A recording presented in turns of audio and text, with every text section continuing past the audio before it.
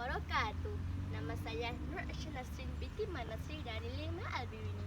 Hari ini saya akan menceritakan buku cerita pertama saya yang bertajuk Goldilocks dan 3 Ekor Beruang. Watak di dalam buku cerita ini ialah Goldilocks dan 3 ekor beruang. Pada satu hari, Goldilocks sedang berjalan di hutan. Dia terhidur sesuatu yang sedap. Bau itu datang dari sebuah rumah. "Siapa tinggal di sini?" tanya Goldilocks. Goldilocks mengetuk pintu, tetapi tiada jawapan. Pintu itu tiba-tiba terbuka, tetapi tiada siapa di dalam rumah itu.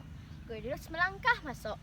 Terdapat 3 buah mangkuk bubur panas di atas meja. Bau itu membuatkan Goldilocks lapar. Dia pun merasa sedikit bubur daripada mangkuk paling besar. Bubur itu terlalu masin. Kemudian dia merasa bubur daripada mangkuk kedua. Bubur itu terlalu masin.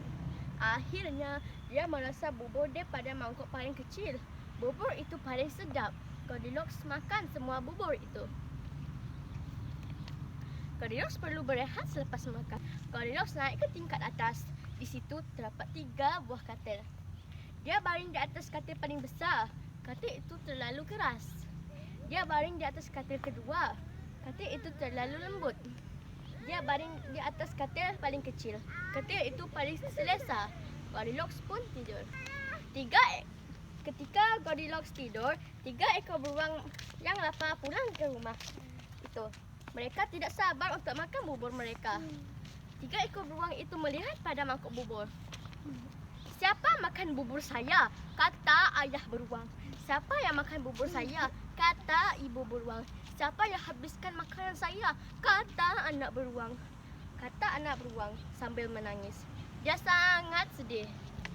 "Siapa yang tidur di atas katil saya?" kata ayah beruang.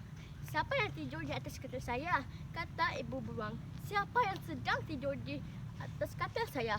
kata anak beruang. Tiba-tiba Goldilocks terjaga dan ternampak 3 ekor beruang itu. Dia melompat dan terus berlari. 3 ekor beruang itu tidak pernah melihatnya lagi. Goldilocks berlari dan menuju jauh ke rumahnya. Pengajaran yang saya dapat daripada buku cerita ini ialah janganlah kita memasuki rumah orang suka hati, jangan kita menghabiskan makanan orang, dan janganlah kita makan makanan orang tanpa izin. Letih berjalan di tengah pekan, singgah sebentar di Gerai City. Terima kasih kami ucapkan atas segala jasa dan bakti. Sekian daripada saya Nur Aisyah Nasrin binti Manasri dari Lima Al-Biruni. Assalamualaikum warahmatullahi wabarakatuh. Bye.